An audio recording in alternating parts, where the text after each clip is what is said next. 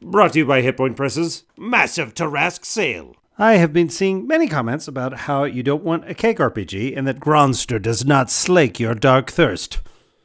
That you desire a Dungeons and Dragons video. There is a passage in a forbidden chapter of a forbidden book.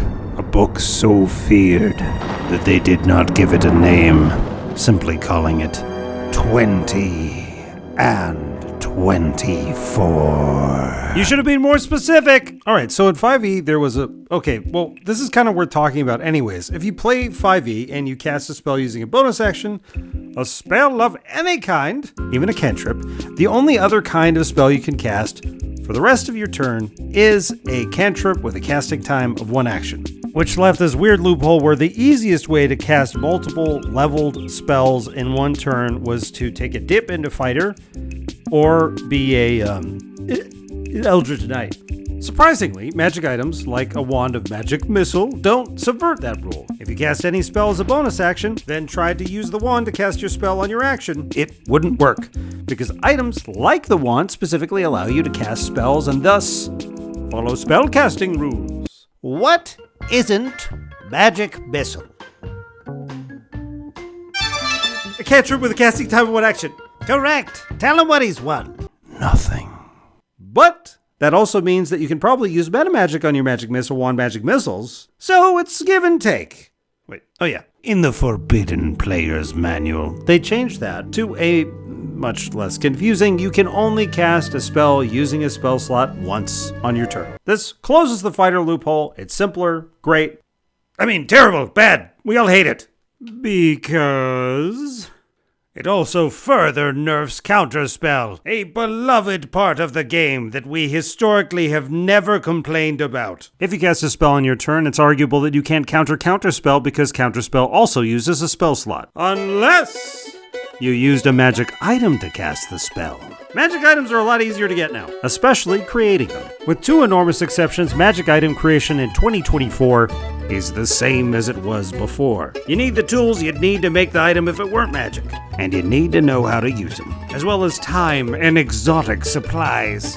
The amount of time and the cost of those supplies is determined by the rarity of the item that you're trying to create. But this is where things get kind of interesting. I was just looking for a goofy way to get around the spell slot action economy thing and stumbled into what I think is one of the biggest balance changes of 2024. They didn't include complications or exotic ingredient fetch quests in item creation. This is a huge change. In Zan's, you'd have to go to some cave and cut off 37 knoll ears and bring them back, and then as you're working on your knoll ear covered wand, a patent troll tries to sue you because he's the one who invented the knoll ear wand. But in this book, you simply go shopping for ingredients.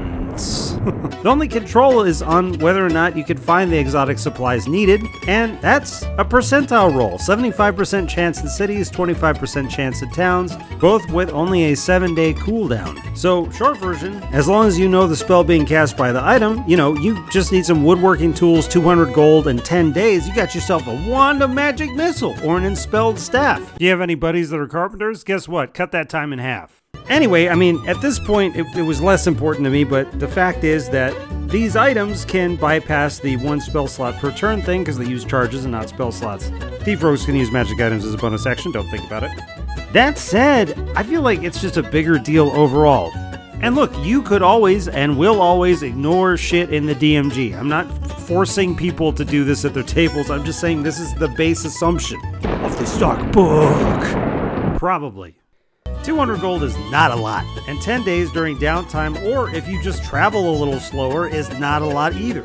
I think most parties by level 3 are going to be showing up with all 3 of their attunement slots filled with uncommon items. And just in the case of Enspelled items, that's an item that has 6 charges of the spell and regains 1d6 every day. Do I pass negative judgment on this? No, I'm actually very neutral. I'm having a hard time making the end of this interesting, because that alone, it's funny. I think it's great. Good. However, whatever makes you happy. Seems like they beefed up monsters and encounters a bit, so I don't know. Maybe it's balanced. I'm here.